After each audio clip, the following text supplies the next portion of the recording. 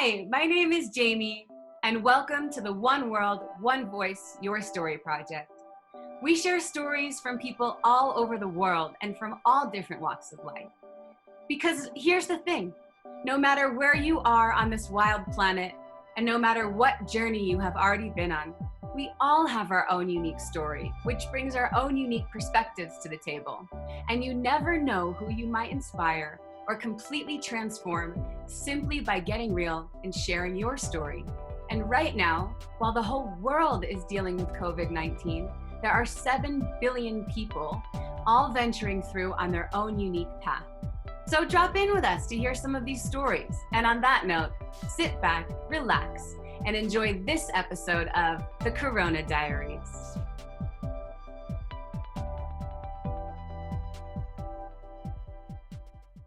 So today is Sunday, April 26th, 2020, and I would love to know who I'm sitting here with. So if you could start us off by telling me, what is your name? How old are you?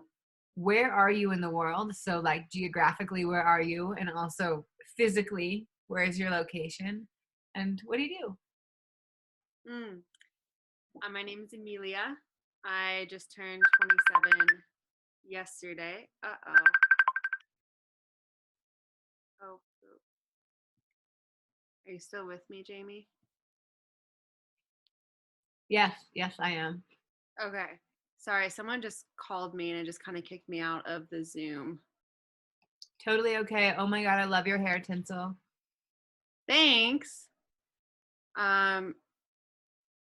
Weird. Okay, I can't see you, but as long as you can see me, that's fine.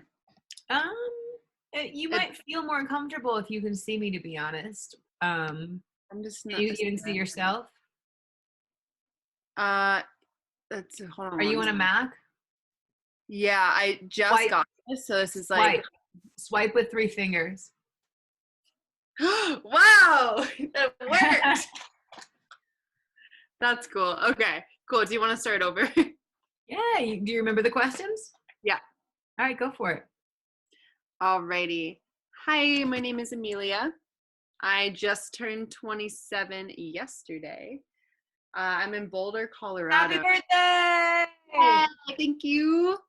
And currently, I'm in my bedroom, which I've been spending a lot of time in recently. Okay, in your bedroom, in Boulder, Colorado. Just turned 27. Crazy year 27. A lot is supposed to happen in your 27th year, supposedly. Saturn return, yay! And what do you do? What do I do? I do a lot of things in a lot of different directions. I just got done with a 2-year trip traveling around the globe and doing yoga retreats, hosting my own under the name of Root Within Yoga Retreats. It was my first business I did all by myself, and that felt really good. So hell yes, queen. Of expanding that throughout the States, and then boom, Corona happened. So now I am just doing what feels good. Some of that makes money, some of it doesn't. Most of it doesn't. Okay, we're gonna explore and get into that in a little bit. And you said you're in Boulder, Colorado, in your bedroom. Can we see your space a little bit? Of course. You're spending a lot of time here. Let's see. Ooh, got a cool light up there. Macrame. Oh, is that an actual fireplace? Yeah, it is. I have a little zen zone over there. I got my plants, got my fireplace, my little sanctuary zone. I love that. Circle. I got this branch on the trail and it came home with me. Love it. Yeah, that's my glorious. Okay, that definitely feels like your space. Now, who do you live with? So I live with 4 other people. All of them are female. And I found them on Facebook Marketplace. I shopped for roommates and it worked. Okay, wow. So you are one of 5. I'm one of 5. Yep. Okay. Okay, this is gonna be great. Let's go back in time, Emilia. Do you remember the first time you heard about the coronavirus? Yeah, I was in Italy.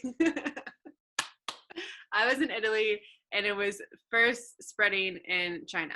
And I just came from Southeast Asia. And so it was a kind of this like joke with me and my friend Jasmine, who is from the UK, and she has an amazing accent. And she was sending me a WhatsApp message about how she couldn't do a lot of her yoga retreats because she's a fellow yoga teacher, because Corona was sweeping the nation. And I was like, oh, haha, I'm in Italy. I'm not over there anymore, so that's funny. I'm in the clear. And it was kind of this far away thing that was semi laughable. It was like, oh, when was that? What time period? Let's see. So that was probably in December. Okay, you were in Italy in December. Yeah. Where in Italy were you? I was 2 hours south of Rome in this little town called Sora, and next to Abruzzo National Park. Very beautiful place. Okay, how close were you to Naples? I was 2 hours away. I actually took a bus there. Interesting. Okay, got it. You 2 were hours south. north, yeah. Mm-hmm. Okay. I was in that area at the end of October for a while too, but you were there in December and learned about coronavirus. I was there. I was there in October too. I was there for 3 months, so I was there. And so you love Italy as much as I do, I'm sure. Like, yeah, incredible country.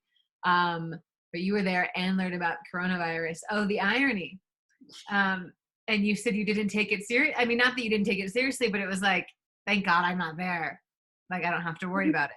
Laughable. It was a small thing then. It was kind of like, oh, cool. It was like an Asian flu. That's what it sounded like. Was like, oh, they got our flu, but it's called corona and it's over there. Cool. Didn't think for a second that it would spread over here or even in Italy. I felt like, oh, I left Asia.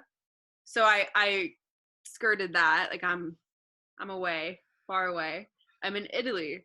And it's funny because then it hit Italy hard and then I escaped to America and then it follows me to America. So I'm not saying that it followed me. I'm not the spreader of corona. So when did you leave Italy? I left Italy, let's see, like around middle of December because I came back for the holidays. Okay, you left Italy middle of December. So really like right when it was starting in China, pretty much. Mm-hmm. And you probably found out about it more than anyone else in the US. I mean, I'm sure you didn't even talk about it with anyone in the US.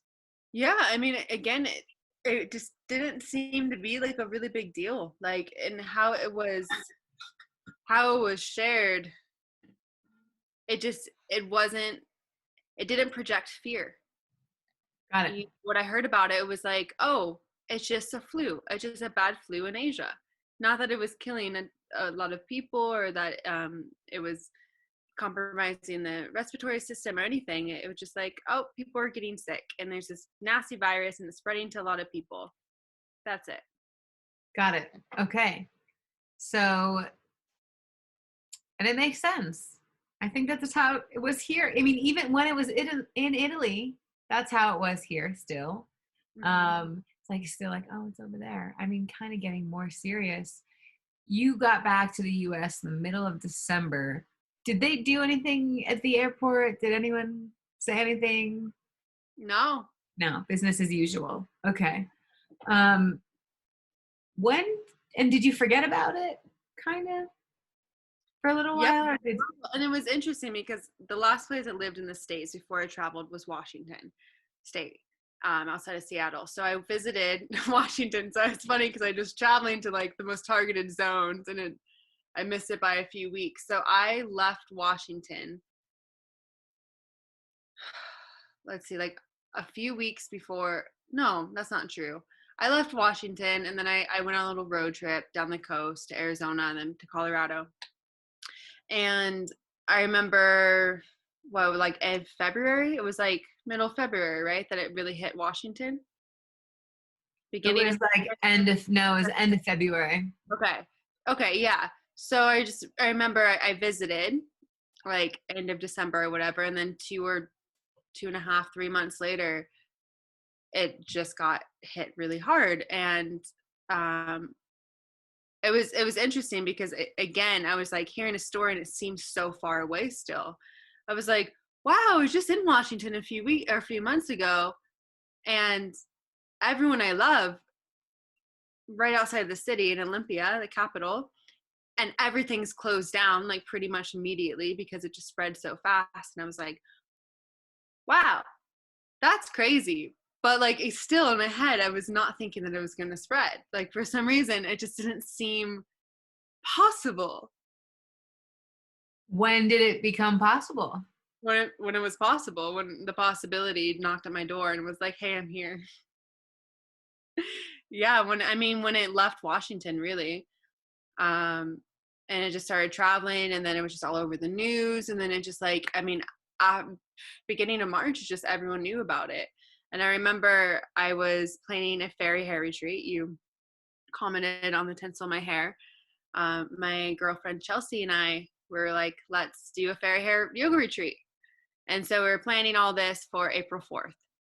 And I remember when it really became real, there was like a lot of fear going around. And I had a meeting with my roommates about letting people over and about like how we all feel about it and da da da. And I remember calling Chelsea and I was like, I think we should cancel our retreat. And this was at the beginning when people were starting to cancel community events, but not totally. And I felt really stupid for saying it. And I was like, why should we cancel this? This is so far in the future. But I was like, I think we should. And we did.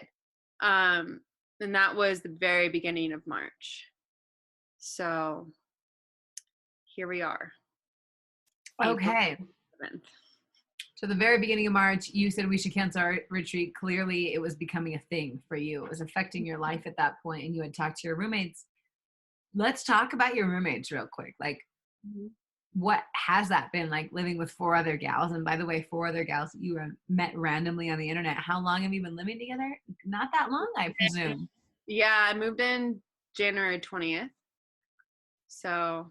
Whoa. What a like, I mean, I don't even know if it's a whoa. Hopefully everything's working out. Who knows? That's definitely didn't think you were going to be spending all of your time together, I imagine. Let's just talk about it. I am so grateful. I wish I could have these fun, emotionally gory stories about how we're like ripping each other's souls out and just like. Do you really wish that? I don't. No, I'm not manifesting that. I'm not. I'm not. But like, I've heard some pretty nasty stories about how roommates are really like just butting heads right now. I love my roommates. Well, yeah. I almost didn't move in here because it was for very introverted, quiet people, and I'm not quiet or introverted. And I was like, can I do this? And then I moved in, and it's so restful here. It's so peaceful. It's a beautiful giant house. It swallows us on a daily basis. It's constantly quiet, and everyone here is like very intuitive and considerate and communicative, and just like there's this like peaceful grace to the flow of this house.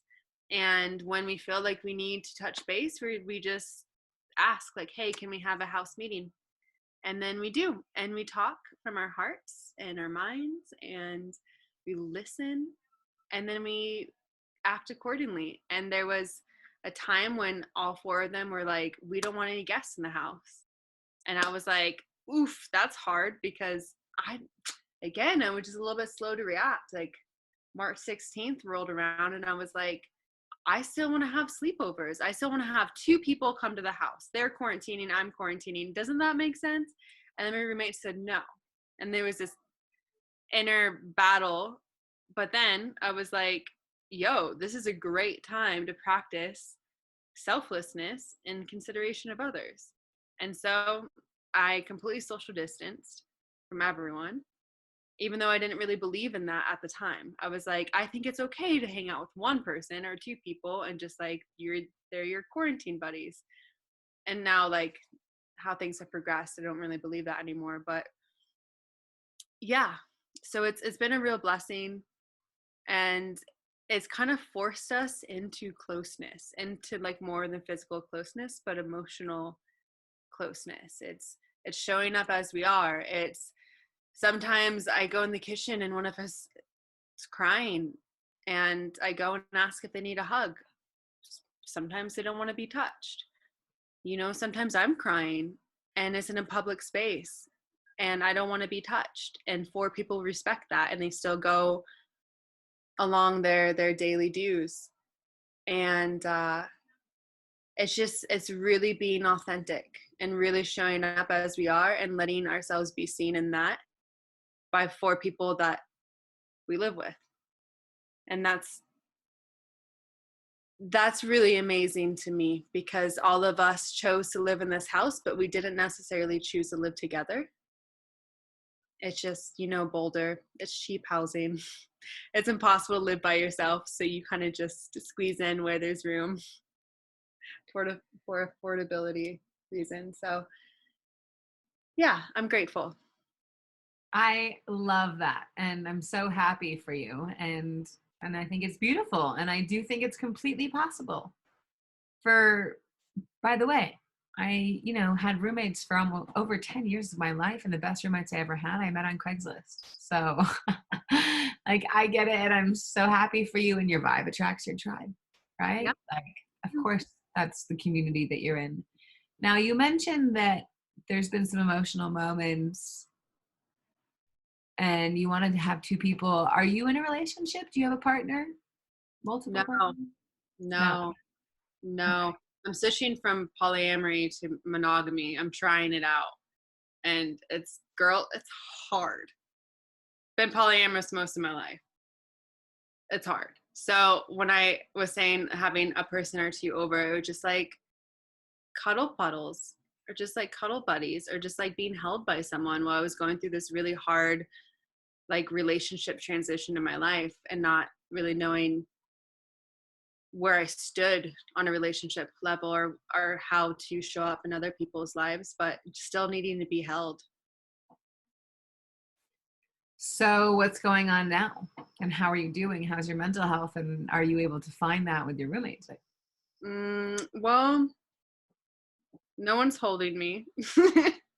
So there's challenge in that for sure. It's hard. I'm a Taurus. This is Taurian playtime right now, April 27th. And I'm a very physical person. I love to be touched. I love to touch. Physical touch is my love language ultimately. And it's hard not to feel skin or for someone not to feel me and to not be seen by the masculine. Like living with so much, I actually haven't thought about this. Living with so many females, I've been like really showing up in my feminine. It's very slow and soft, and I always smell like roses. And it's a lot about talking about our feelings. And then there's this certain side of self that gets activated when there's the masculine around, when there's like a man to hold me and to like make me laugh in a certain way and to witness me in my feminine and to like activate that fire in me. And so I feel like my fire has really been put out. And I could probably activate that myself, but I really like being around men and having a lover and having a cuddle buddy and being held. And so that's been probably one of the biggest challenges for me is lack of physical touch, lack of the masculine. Yeah. So I can relate to you on so many levels. I decided earlier this year, that it was the year that I was going to find my partner, my person. Have been traveling around the world, doing my thing. Okay, let's do it. And all of this happens. And yeah, my goodness, do I miss being held and also just touch. And by the way, I'm alone. Like, I do not have the feminine either. You live by yourself completely? Mm-hmm. Oh, jeez. Oh, my goodness. Girl. What a reaction. Yeah, it's a lot. And so I get it on a lot of levels, and it's weird. And yeah, let's not go down that route. Let's go down the route of dating and relationships. So you said you're going from polyamory to wanting a monogamous relationship. and looking for that. What about dating right now? Like, I think about it. First of all, I fucking hate the dating apps. I love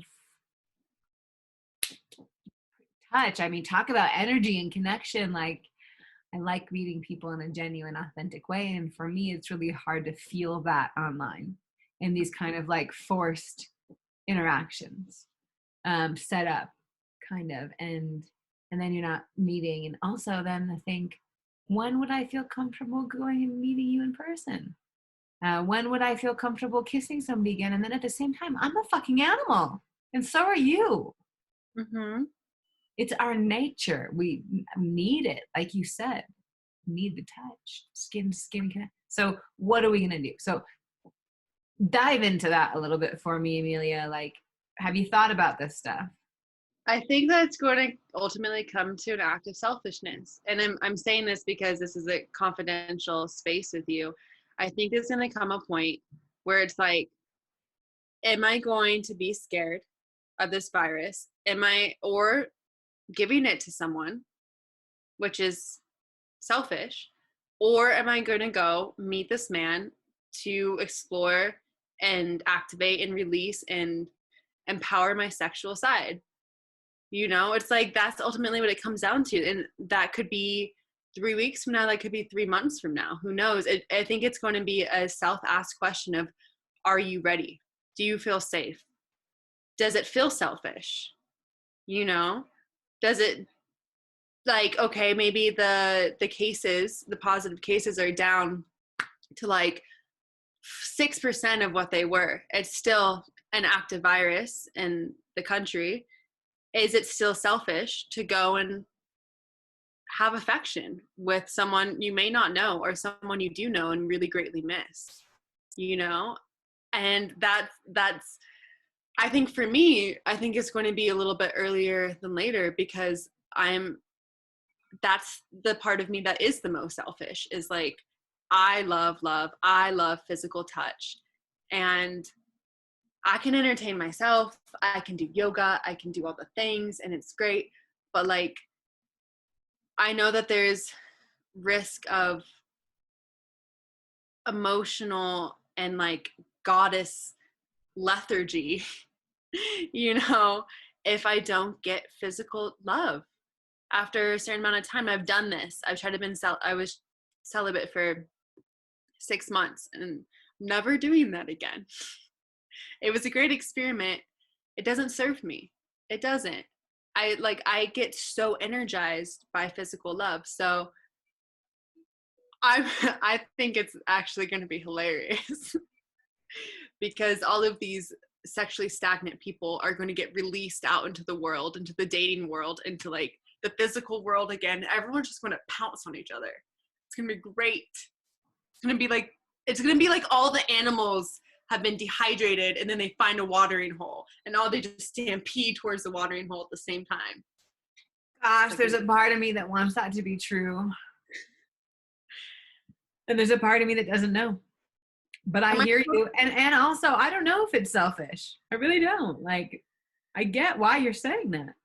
And I also think sometimes, and especially with all these stories I hear, I wonder what's going to harm us more, the virus itself or the impact of all of this on our mental health, right, and well-being. So is it selfish? I don't know. And I think if you're maybe being safe and cautious about it, but here's the thing. We don't know what's safe and cautious because there's so much unknown about this shit. So that makes it really hard. So we'll see. Now, are you already dating someone or would you need to find someone? Because I'm curious, like, what do you think of the dating apps? How would you even go find someone? Well, how would people pounce? Because are we even going to be going to bars and shows and all that shit? Like, probably not for a while. Yeah. I had a lover since I moved to Colorado that I've still been in contact with, but it's easier to not really be in contact because our contact usually was physical love. That was how we communicated with each other. And so now it's like, we're not really, we don't have the type of connection where we like sit on video chats. We can't do that. So Uh-huh. have a connection active with him because we don't communicate this way. It's not our love language for each other. So I'm single and I'm free, and I'm really open to dating. And this was like the time of my life where I'm like, I'm single and I'm back in the country and I'm stable. I have a home and I can date. And this is my year too, Jamie, to manifest my Literally all same. I have to tell you something. Okay, but I this felt is, you said that you mentioned you said this in confidence. This is an open space, but it is being recorded, so I want to make sure.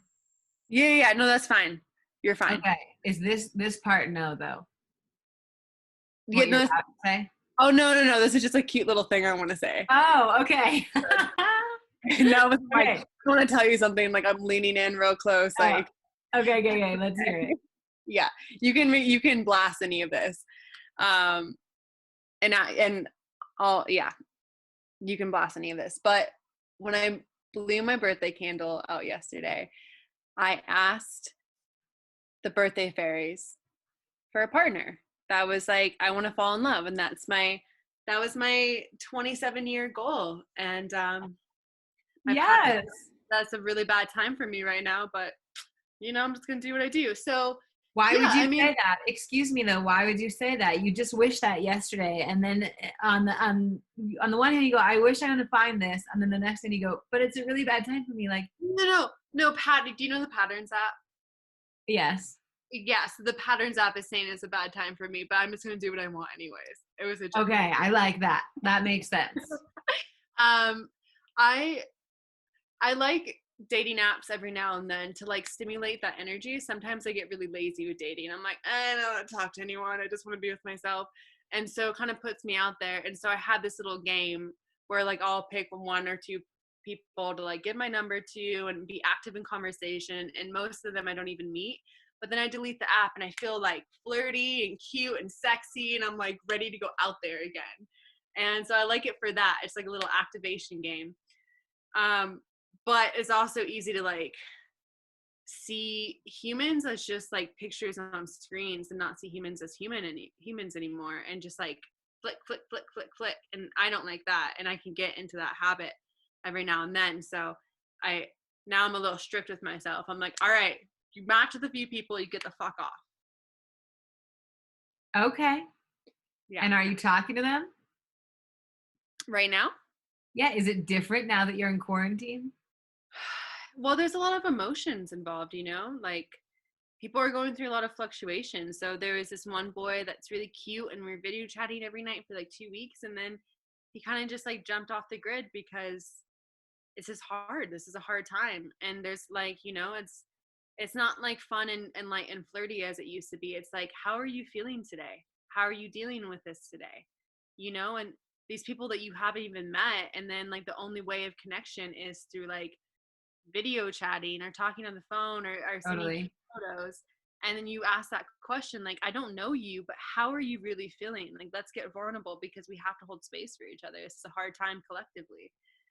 So that's dating nowadays, is like getting real. Which I was going to say, by the way, potentially more opportunity to find your person and weed out the ones that aren't right away. Yeah, true. And be able to get to know each other quicker, no? That's true. Yeah, it's ample opportunity. But like, fear definitely brings up blocks for people. It's like people like you, me, Jamie, yeah, we're like maybe more open than ever. We're like, oh, this is a grand opportunity to like open your heart and meet people and do all these things and da. But like, there's a lot of people that are really diving into the fear, and fear can just like just provide a wall and make that person emotionally unavailable. So I don't really know if it's a good time or a bad time to date. I'm not really sure. It's just a time. And I think that it's all situational and it's all flow. Like, feels good, do it. This is definitely a time to not have expectations.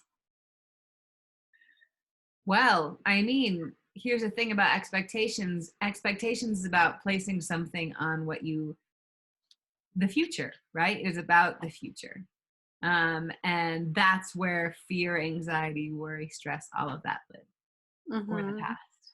And you're right. It isn't a time of expectations, because right now is the time that we have to be in the present more than ever, because we don't know what the next day is going to bring. Things are changing so rapidly. There's so much unknown.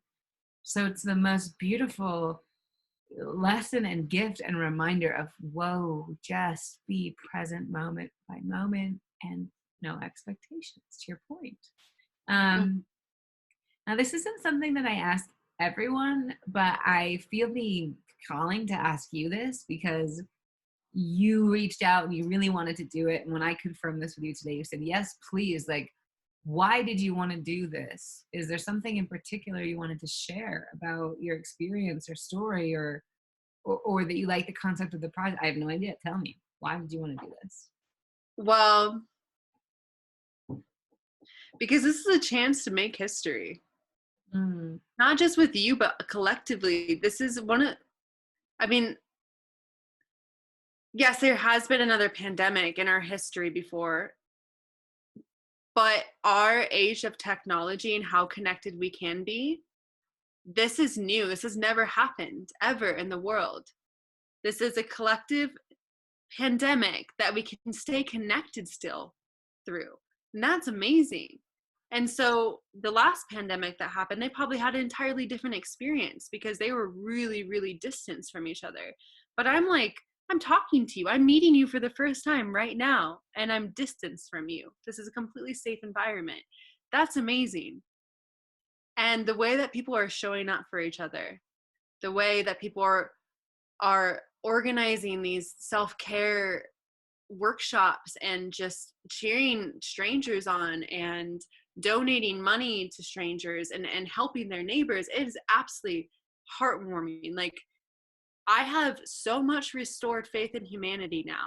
I really do. It's been incredible. So yeah, I mean, I want to get in on as many projects as possible. I want to support as many dreamers, as many passion projects as possible, because this is the time to. If you feel inspired to do this, Jamie, I want to help inspire you. That goes with anyone. If you're not inspired to do anything, I want to help you be not inspired. I want to hold space for that. But if you want to go and have this amazing project where you're documenting people's experience during this first time event ever in history, hell yes, I want to be a part of that. And that I love that. it's in a time capsule. It's like in 50 years, who knows what this is going to blossom into? Like, who I love knows that. what this could be. So Well, thank uh, you. Thank yeah, you.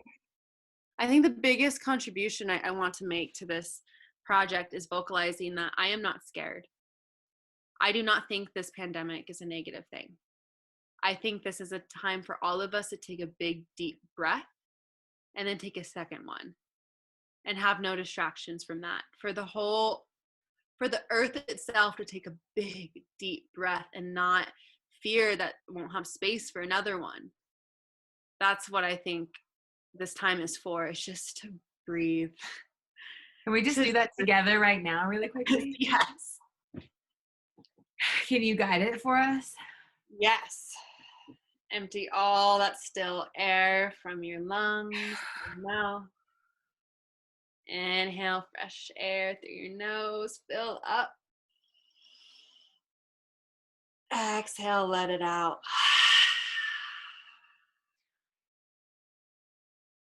Oof. Love it. Thank you. Yeah. Yeah. Questions? Yeah, I have more questions, of course. And thank you for bringing all of that to this. And I feel the support, not just for me. I feel the support that you mentioned you brought forth to others. And so I want to ask you, what project are you doing during this time? I feel like there must be something, or maybe there's not, because you said if you're not doing a project, cool, but it kind of sounds like maybe you might. Well, so I have this dream. I have this dream of this like intentional community, which Seems to be very cliche in this community of ours. I think everyone's doing it, which is beautiful, like so beautiful. So I've had this dream since I was 15. I was living in Phoenix, Arizona as a 15-year-old, and I dreamed of Colorado. And so I came to Colorado when I was 19. And now I'm dreaming of this conscious community on this land. And Jamie, I've traveled the world looking for this land. I've had dreams of it. I've had dreams of it. I can feel it. I can smell it. I know that it's there for me. And so I met this group of people because of a birthday party right before, like 2 weeks before the quarantine was officialized. And this girl I never met, she had a birthday party and she invited all these people and they invited people. So there was like 27 of us that rented out a cabin in Colorado Springs and had one of the most healing, expansive weekends ever. And it linked us like this. Like we've talked every single day since then. We are tribe, just like absolute tribe, supporting each other. And so the birthday princess, she found this piece of land, 900 acres of it, near the San Juans.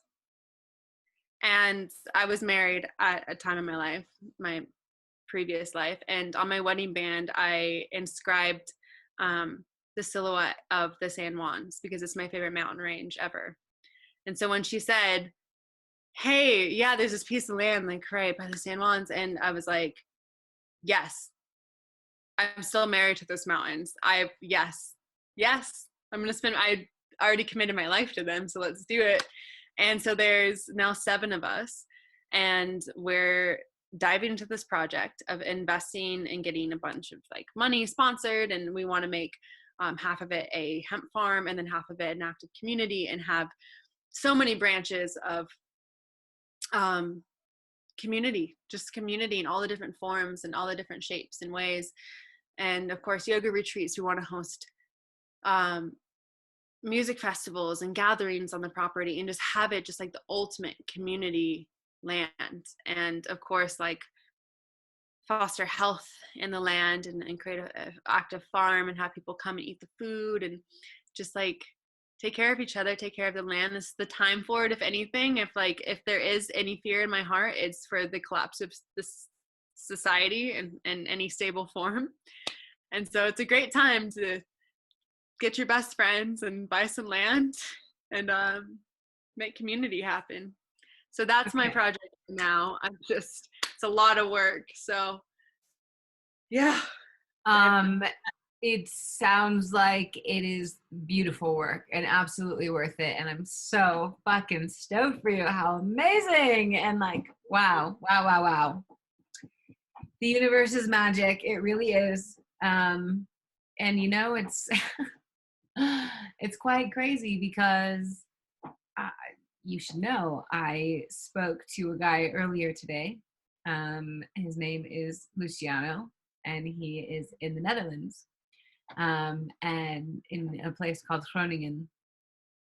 It's in the north. And anyway, he just got investor money from, by the way, Mexican investors, along with other investors, to build what they're calling 21, which is literally a community space that you go and you're basically like trading and barter. I mean, it's so much of like what you're talking about. And literally his exact line was like, it's about taking care of each other. Mm-hmm.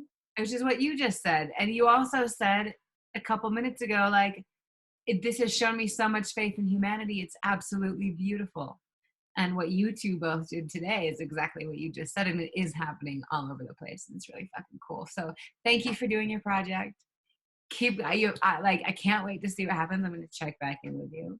I told you before this recording that we met Nancy. You're not that person. I thought you were, that I had met like literally one time. But we were meant to meet. Like, you are a soul sister for so many reasons. Wow. Oh yeah, we're going to meet and we will dance together. Yes, I didn't correct you because I was like, oh, she's just thinking of the future. That's fine. Sorry about that. And you're right. It's going to happen. So that's fine. I like that mindset. So I love the fact that you were a woman of the world. I wish it for everyone because you see that you learn truly that there is no right way to do life, and it's beautiful, and we are all one, right? And the part of the reason why I'm doing this project is because what a cool experience. I've always wanted to show people that. It's been a mission of mine. And this thing is affecting the world right now, not just the US, not just China, not just Italy. And so I'm curious, well, I have to ask this first, okay, it's April 20, what did we say it was? 27. April 27th, you're in Boulder. We've been in lockdown in Colorado. I'm in Denver for a month and a half, since like March 17th. If you could predict the future, when are we getting out of this? Well, it depends your definition of getting out. Do you mean like able to return to our jobs, or completely fearless of COVID? You tell me. I asked the question that way very intentionally. Well, I think it's going to come in stages. I don't think there's any getting out of this. I don't think we're ever going to return to life prior to this pandemic. I think it's going to change us forever. I think economically it's going to take 2 years to bounce back. I think socially it's going to take a year to bounce back. I think emotionally, who fucking knows? I think that's case by case. I'm as soon as I get the clear, I'm ready to jump back. I'm going to go and just like tackle everyone I love. I just bought a car, and that's going to be like a whole weekend trip. Just go to house, do hug calls. And but I'm going to ask the question, are you comfortable with this? Can I give you a hug? Do you feel like this is responsible? And if I get that clearance, great. As soon as I get that clear from the government saying like, hey, you can hug people again, I'm like, cool, great. So I don't know. I mean, and on March 16th or whatever, we thought that April 26th, we're going to be back into normalcy. And now we're saying June or July. And who knows, in June, July, we might say fall of 2021. Like, I'm taking it day by day. I'm not trying to make predictions, but I think that there's going to be waves, just fluctuations for the year, probably the next year and a half, honestly. But I think that we're going to get better and better and better at this. Because we're adaptable. It's amazing. We are. Let's hope so. And I like your timeline there. We're going to see what happens. Now, you said as soon as the government gives me clearance, and this is the question I was going to ask. You said you're woman of the world, or I said that. And this is a question I ask everyone. When we are looking back at this, let's call it a year and a half. I don't know. Gave a bunch of different timelines. Who are we all going to say is the country that handled this the best? Who's the golden child? And who fucked up? And you said, okay, as soon as the government gives me clearance. So I'm curious your answer here, because personally, I think the US is the golden fuck up, and I don't trust the government for shit. Maybe the local politicians, sure. But you tell me. Well, I think, what was it, Switzerland or Sweden? One of those two countries, they're doing it right. Apparently, like, they've kept it at bay without social distancing. Sweden, yeah. Okay, so kudos to them. Whatever their secret is, I want a cup of that. That's great. I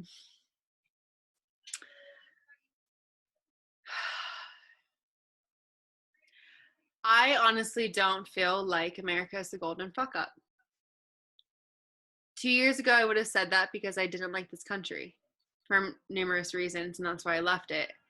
But after traveling to a lot of really poor, unsupported countries and cities, and seeing people really suffer in poverty and starvation and filth, and then coming back and knowing that still exists in America, totally understand that. But there is this pressure on the government to fucking step up. Like, we pressure the government to do that. A lot of countries don't. They're like, oh, we just have a bad government and we're just going to suffer. And it's not the people's people's fault. They just don't know how to act and to like speak up. I feel like a lot of Americans do. At least the ones that I spend my time with. There's a lot of like talk, like, show your voice, speak up and fight back. And these stimulus checks and like the little movements of like trying to support people and whatnot. Like I think that's pretty awesome. And I'm not sure what other choice the government would have had, but it's because of the pressure to keep society alive in some form and keep the economy alive in some form that they helped us. Like they don't really care about the people, they care about the economy, but like they still helped us. And maybe the intentions weren't that great, but they still helped us. And so I'm not trying to really think of the why. I'm thinking of they helped us. And a lot of people still need a lot of help. Totally get that. But I'm pretty proud of America, honestly. For Okay. like for the ways that they did stand up and the ways they did react to this virus. I think we Okay. And I hear you on that. There are some good things. Absolutely. Some things I feel like I feel really lucky that we yeah. get that. At the same time, there are so many things. And anyway, I didn't say that in the beginning for you to feel like you had to defend this country that you live in. And if you do, okay. And also I hear your perspective. I get that. However, we also had, our homeless population that was sleeping in parking lots in Las Vegas while we have hundreds of empty hotels. Like things that don't add up, Yeah. right? So things that did add up, things that don't, and you still haven't answered the question of who is the golden fuck up then? Mm,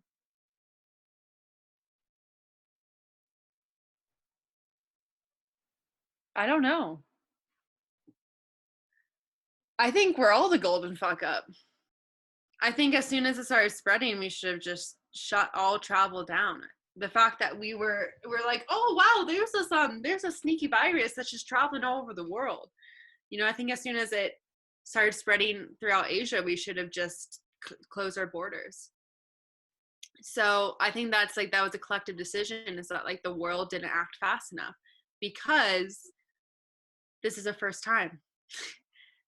We haven't done this before. And so we're like, oh, what's that? What's happening? People are getting spreading. And it's like, oh, what do we do? And it took a few weeks to make that decision. And then it was too late. So I think I think everyone's a fuck up. And perhaps you're right. I mean, the truth is, like you said, this has never happened before. And there's still so many unknowns. So how do we know? Maybe it's an unfair question. I don't know. It's just a question that people are going to have opinions on, like every question. Absolutely. Bad question. Now, as of today, April 27th, 2020, do you know anyone that's been diagnosed positive with COVID-19? I know 6 people. Are they friends, family? What's the statuses? Let's see, 4 of them are friends. My ex-husband got it, and my stepsister in Phoenix. So 1 in California, 1 in Phoenix, 2 in Colorado, 1 in Italy, and the other one I'm not really sure where she is. She might be in Brazil. She's a traveling yogi. Another interesting thing, I'm not sure if you're asking people this, but you were a traveler. I was a traveler. We know a lot of travelers. There's a lot of travelers out there that are stuck in countries that aren't theirs because the borders shut down.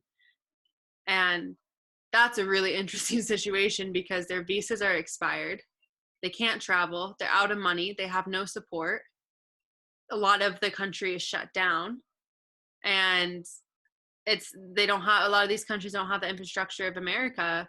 Like, a lot of people aren't working trash systems or like picking up trash or like delivering food or whatever. It's just like they're kind of hopeless, and a lot of my travel friends are really suffering out there right now. So that's the interesting thing that's happening, as well as these like privileged travelers are now not so privileged.